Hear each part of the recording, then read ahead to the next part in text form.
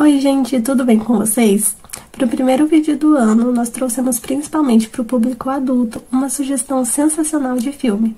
Nós vamos falar um pouco sobre o longa Promachus, que é uma ótima opção para quem gosta de filmes que prendem a atenção com cenas bastante detalhadas e emocionantes. Além do mais, esse longa-metragem traz questões que levam à reflexão e podem nos deixar intrigados por abordar fatos sociais importantes, além da história, da cultura e arte grega. Inspirado na estátua de Atena Promachus, protetora do Partenon na antiguidade, o filme foi parcialmente rodado na Acrópole de Atenas, que conta a história fictícia de dois advogados atenienses, representados por Pantelis Kodogiannis e Cassandra Voyages, que processam o Museu Britânico pela devolução das esculturas antigas retiradas da cidade de Lord Eldin, no início do século XIX. O filme recebeu apoio da iniciativa Aliança para Atenas, do Museu da Acrópole, das câmaras grego-britânica, greco-alemã, grego-espanhola e greco-italiana de comércio, bem como os grupos Retornar, Restaurar, Reiniciar, Trazê-los de Volta, Mármores Reunidos e Associação Internacional para a Reunificação das Esculturas no Panteão. O longa grego foi lançado no dia 27 de novembro de 2014 pelos diretores John Voorhees e Coert Voorhees. A duração do filme é de 1 hora e 26 minutos e o seu gênero é drama. Os dois diretores que produziram e escreveram são irmãos. O John e o Coert são filhos de um advogado que reside nos Estados Unidos e tem feito campanha pelo retorno dos mármores do Partenon para Atenas. O Coert estudou História e Clássicos na Universidade de Georgetown e produzindo assim, junto com seu irmão, o seu primeiro filme. O elenco é estrelado por Giancarlo Giannini, Paul Freeman e Michael Byrne, além de vários atores gregos muito famosos no país. Em vista disso, Promachus tem como objetivo ensinar as pessoas os fatos sobre como os mármores do Partenon foram removidos do local e fornece informações sobre a luta legal em andamento para o seu retorno e reunificação em Atenas, e trazer à tona novamente conhecimento da mitologia dessa estátua que ficou bastante conhecida na antiguidade. E para fazer uma análise mais detalhada, convidamos com muito prazer a professora Lúcia Glicério Mendonça para fazer a moderação do filme. Ela que é graduada e licenciada em História pela Universidade Estadual de Londrina, possui especialização em História Social e Ensino de História pela UEL, mestrado em História das Ciências da Saúde pela Fundação Oswaldo Cruz e doutorado em Museologia pela Universidade do Porto de Portugal. Tem também experiência em ensino superior e atuou em várias instituições públicas e privadas, tais como a UEL, a UEM, Unespar, o TFPR e o Unopar. Tem interesse e experiência nas áreas de História da América Hispânica e História das Ciências. Em museus, tem experiência em ação cultural, educação histórica em museus, ação educativa em museus e políticas museológicas. Atuou no Museu Histórico de Londrina e Museu de Ciência e Tecnologia de Londrina, na UEL. No momento, atua como professora colaboradora no curso de especialização Lato Sensu em Educação e Divulgação Científica do IFRJ, Campus Mesquita. Seja muito bem-vinda, professora. Olá, hoje eu vou conversar com vocês a respeito de questões tensas e complexas, mas que muitas vezes um filme pode trazer de uma maneira totalmente diferente. São questões que falam fundo a todas as pessoas. Vamos lá começar essa conversa e relacionar cinema com questões importantes do patrimônio cultural, museus, identidade do povo e cultura. É o que a gente pretende fazer hoje. Vamos comigo? E aí a gente vai trazer aqui algumas imagens para auxiliar a nossa discussão. O que vocês sentiriam se alguém viesse aqui no Brasil, quebrasse a estátua do Cristo Redentor e levasse a cabeça para um canto, fora do país, o braço para o outro, não é? Desfigurasse esse símbolo tão querido dos brasileiros e reconhecido no mundo todo? O que vocês sentiriam se alguém viesse aqui e arrancasse do Maracanã uma coluna ou um friso superior, ou parte da cobertura, e levasse para um museu famoso num país poderoso e rico, e lá mantivesse para exposição.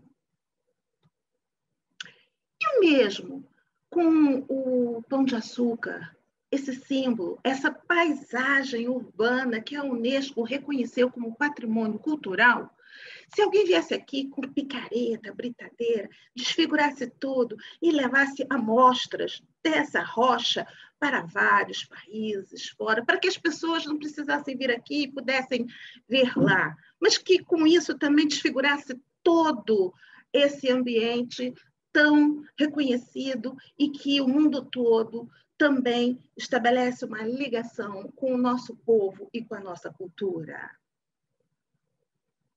E qual foi a sensação que vocês tiveram quando, naquela noite horrível, o Museu Nacional, que muitos, inclusive, nem conheciam, nem sabiam que existia um museu desse porte, dessa importância no Brasil, queimou o 5º maior museu do mundo em número de objetos da antropologia, arqueologia e das ciências naturais.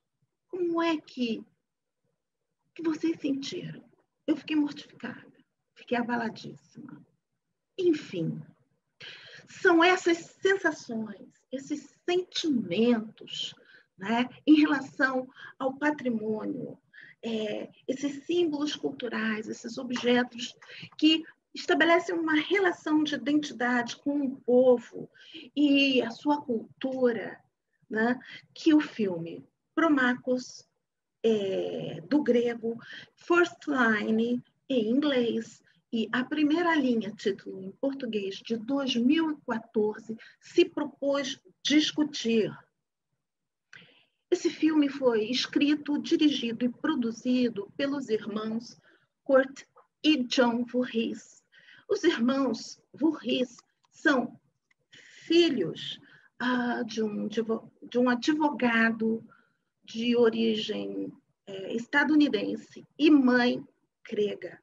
Eles passaram a infância e a juventude na Grécia e, muito influenciados pela carreira e pela militância do pai, foram para os Estados Unidos fazer a universidade e lá estudaram História da Arte e estudos clássicos, né? Cultura clássica, antiga. Pois bem,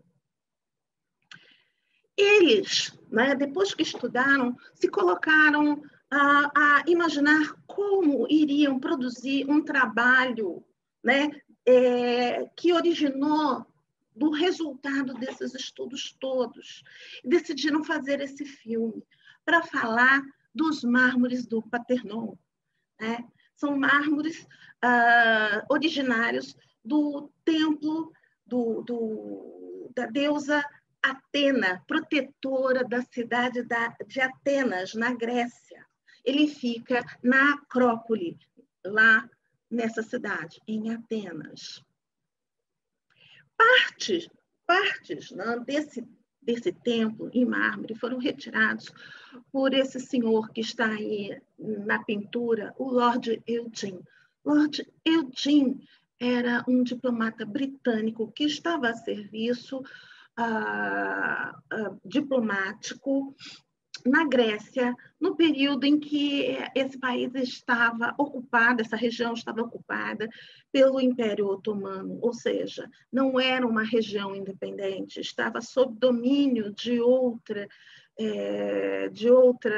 enfim, de outro país, de outra região, né? Estava sob esse domínio. E nessa época, Lord Eugene estava por lá também realizando estudos sobre esses artefatos da cultura clássica antiga.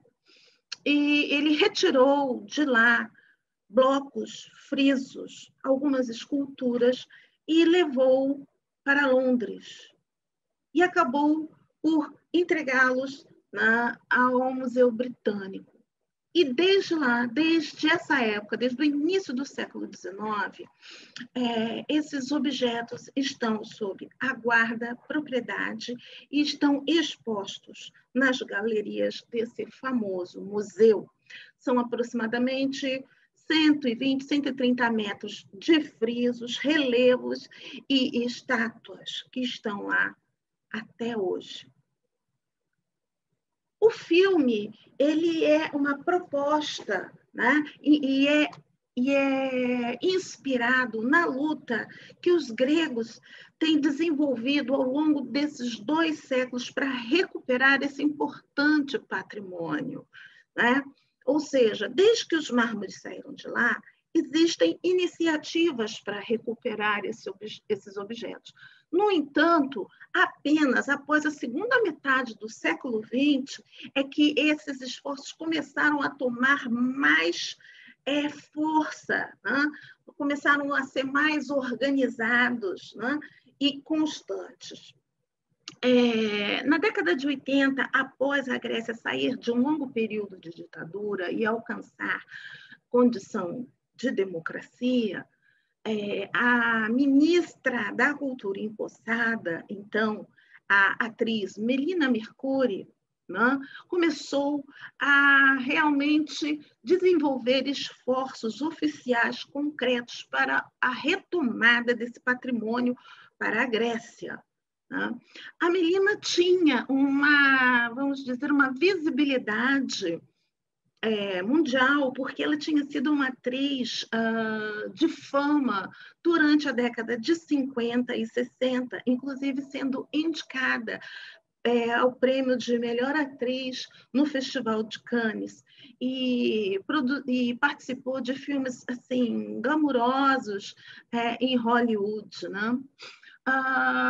Mesmo com o esforço dessa ministra da Cultura grega e outras personalidades, não só do próprio grupo governo, mas outras personalidades da cultura, inclusive não gregos fora, né, da Grécia, o Museu Britânico se mantinha e se mantém irredutível em devolver esses mármores.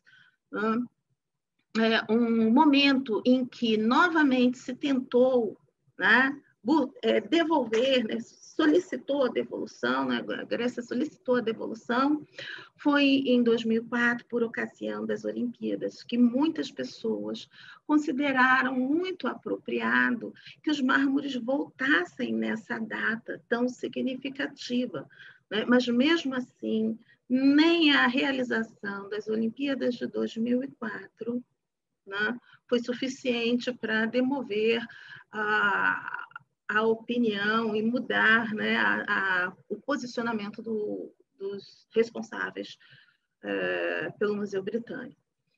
Também, envolvendo isso tudo, o museu alegava que a Grécia não apresentava condições ideais para manter a segurança e a conservação que o museu tinha feito até então para com esses objetos, né?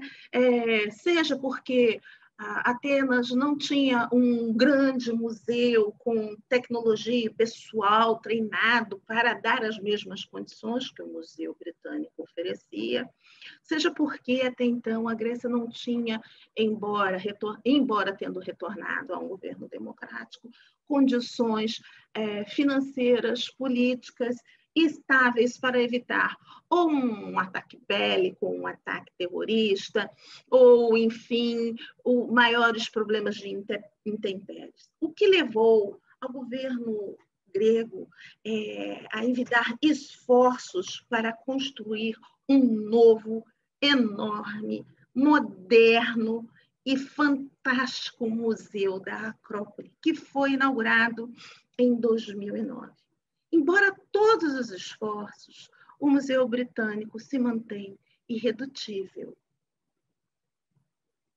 E é por isso que os irmãos Voorhees, eles idealizaram e produziram esse filme. O mérito do filme é realmente trazer para a população, e isso de todos os países, de todas as culturas, porque eles conseguiram colocar na plataforma Netflix, que tem um alcance enorme, uma história que não é um documentário, é uma história fictícia que envolve a questão dos mármores. Tá? Eles não queriam que fosse um documentário ou algo muito técnico ou maçante ou difícil para que as pessoas comuns pudessem ter acesso. Isso é o que os historiadores e pesquisadores da área chamam de divulgação histórica ou história pública. Os museus também fazem isso, mas os irmãos Vorri decidiram fazer isso de uma maneira que pudesse ser muito próxima das pessoas e decidiram fazer uma história fictícia em que dois advogados entraram com uma ação, né? Esses dois advogados, com apoio do governo grego, entraram com uma ação contra o Museu Britânico. Além deles trabalharem juntos, eles também têm um romance. Né? Por quê? Porque os irmãos Vorri querem mobilizar emoções com a sua obra, querem demonstrar que há um relacionamento afetivo, né, amoroso da população grega com esse patrimônio e a importância desse afeto em relação à deusa grega Atena, que é a deusa do amor e da bondade e que protege Atenas e protege os gregos. Né? E a partir desse romance, os realizadores vão falando de outras questões, como, por exemplo, a justiça, como, por exemplo, a dor que a população grega sente em não ter esses objetos sob a guarda delas, esses objetos que elas têm essa ligação profunda e que pertencem a elas. A eles, né? Então, o que se passa é que o filme mostra um outro lado. Nós estamos acostumados a ver filmes de arqueólogos que saem lá da Europa Ocidental, ou mesmo dos Estados Unidos, e que vão aos países na periferia do mundo, os países que foram colonizados, e lá eles vão resgatar esses objetos, ou seja, salvar do seu contexto original e levá-los para um lugar seguro. De fato, durante alguns casos, isso pode até ter acontecido, mas o que acontece é que os museus foram, durante muito tempo, uma das frentes do colonialismo, e muitos deles têm em suas reservas e suas coleções objetos que foram retirados, né, das colônias, né, e ficam lá até hoje. Né? Essa riqueza e essa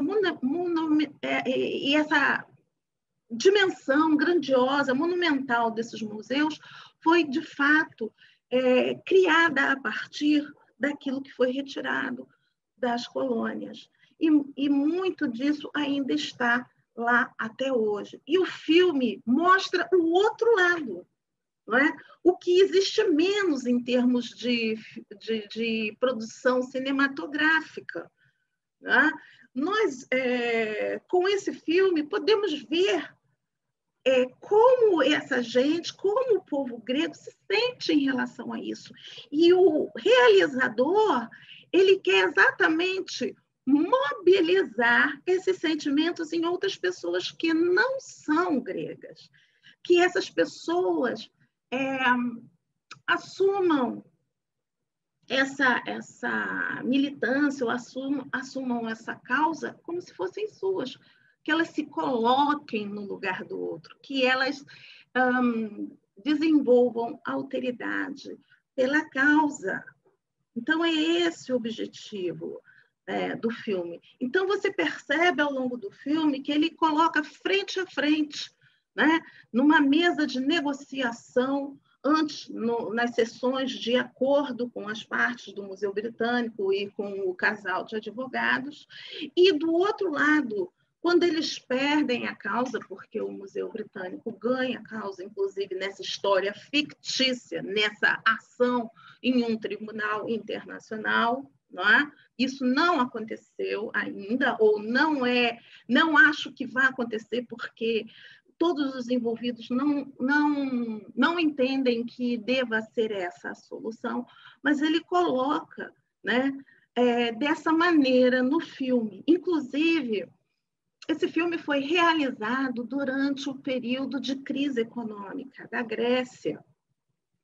E essas cenas, né, de rebeliões, né, de manifestações que eu passei agora do trailer, foram filmadas exatamente no meio, né? São cenas reais dos momentos de manifestação política ao longo da crise grega. O filme foi produzido, gravado, produzido e finalizado entre 2011, 12, 13 e foi lançado em 2014.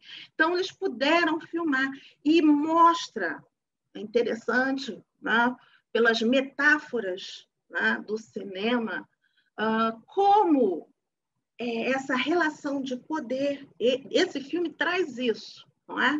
Como essa relação de poder entre os países ricos e os países, né, periféricos também se dá no nível da posse cultural.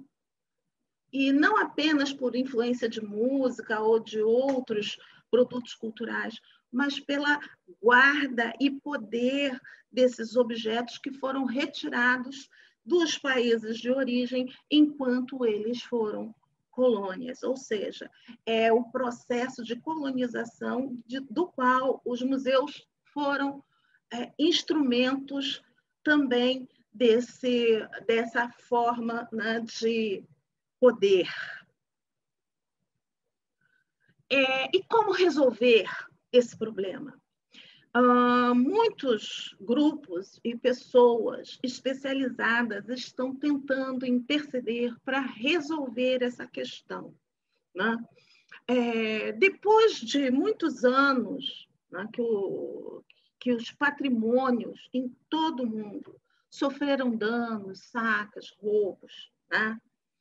Essa questão passou a ser examinada cuidadosamente, principalmente após a Segunda Guerra Mundial, tendo em vista, né, a destruição, o roubo, o saque que ocorreu durante esse longo período de guerra, e a organização, então, dessas instâncias, desses órgãos, né? Muitos estudos e legislações foram promulgadas, né, editadas para regularizar tanto a troca, a venda, a posse e a restituição desses patrimônios. Tá? E nessas discussões estão envolvidos a Unesco, o ICOM, o International Council of Museums, e o COMOS, o Conselho Internacional de Monumentos e Sítios Históricos, que são organizações responsáveis e gabaritadas tecnicamente para a discussão.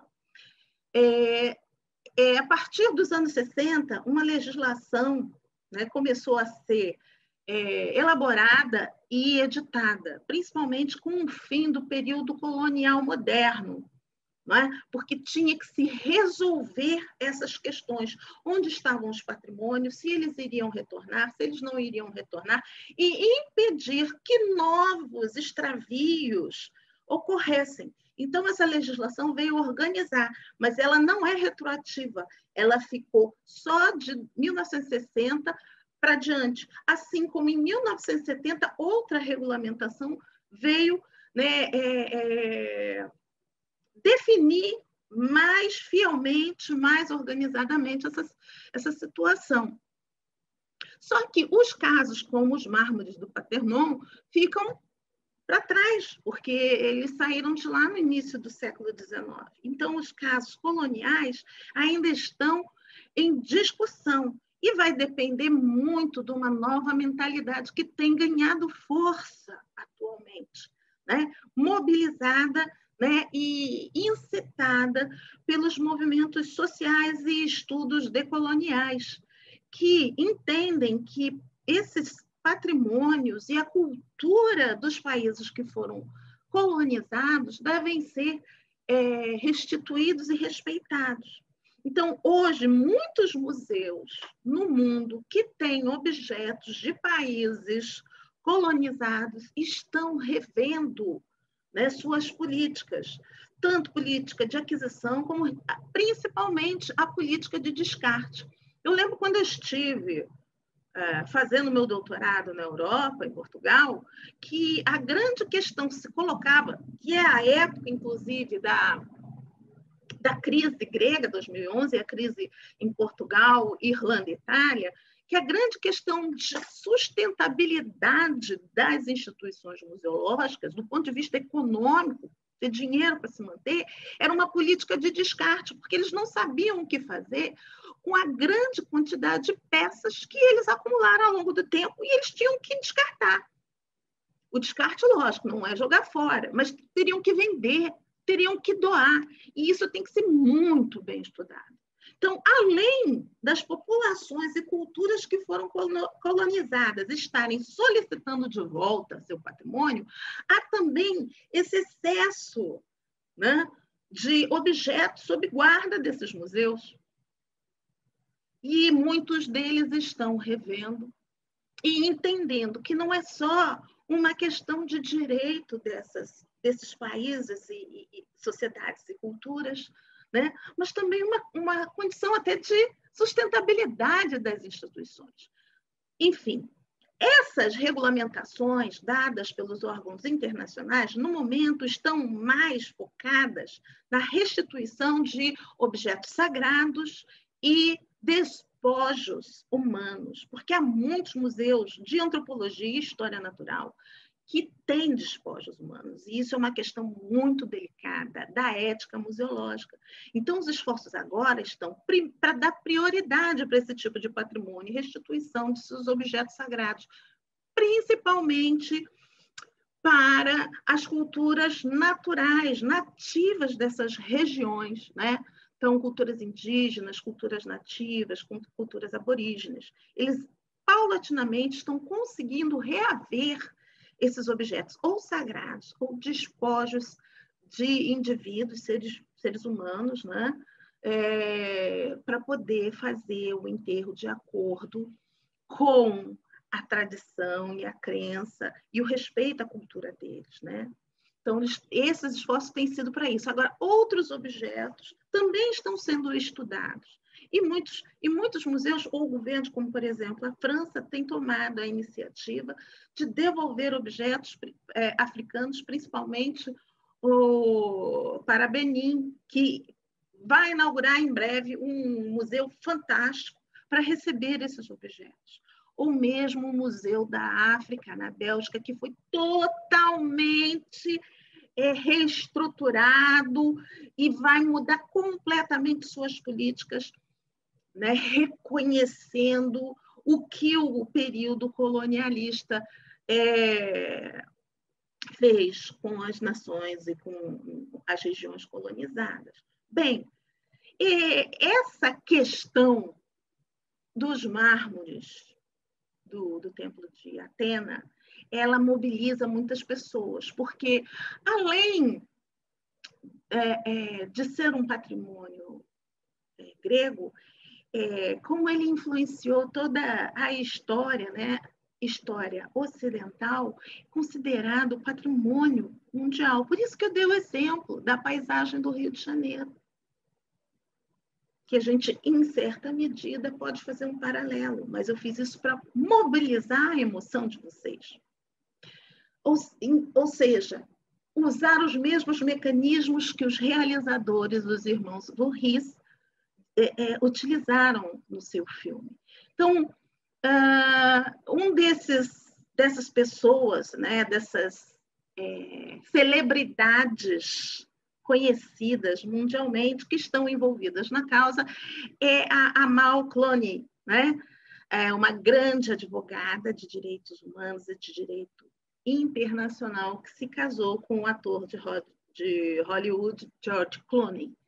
Ela está envolvida, um escritório de Londres aderiu à causa, mas eles também ainda não entendem que é o caso de entrar com um processo, que essa questão tem que ser resolvida, mediada, tanto pelos órgãos internacionais que tratam do assunto, quanto com os museus e o governo grego. Mas outros grupos importantes estão envolvidos. Por exemplo, congressistas norte-americanos enviaram uma carta, tem 2 semanas, para o primeiro-ministro inglês, para que ele interceda junto ao Museu Britânico. E também deputados, eurodeputados, enviaram uma carta com um teor muito similar, principalmente agora com a saída da Grã-Bretanha da União Europeia. Eles enviaram uma carta também para o primeiro-ministro inglês para que ele interceda quanto a essa questão. Enfim.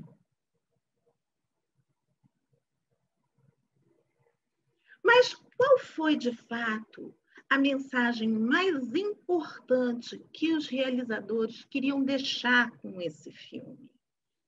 Nas palavras de John Vurri, um dos diretores e autores da história, queremos que as pessoas aprendam a história de como os mármores foram levados de Atenas e que elas entendam que essa história, essa mesma história que se ensinou, deixou Atenas. O que ele quer dizer isso?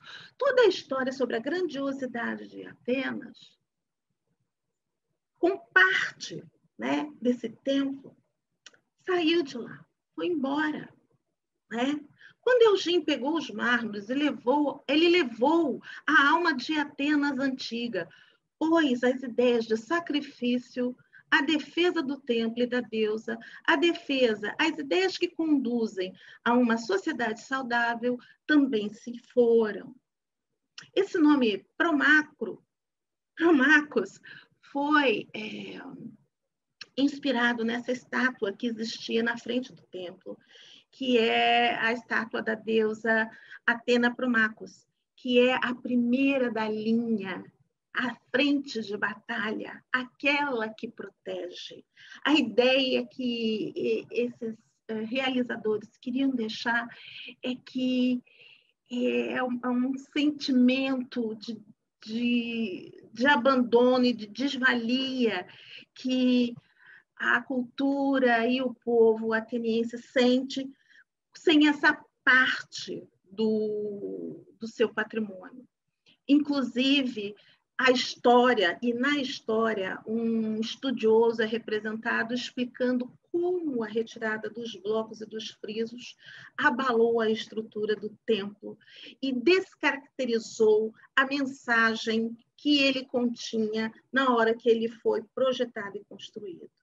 Enfim, eles apenas querem de volta aquilo que consideram ser deles e desejam que a bondade e o amor retorne e os proteja.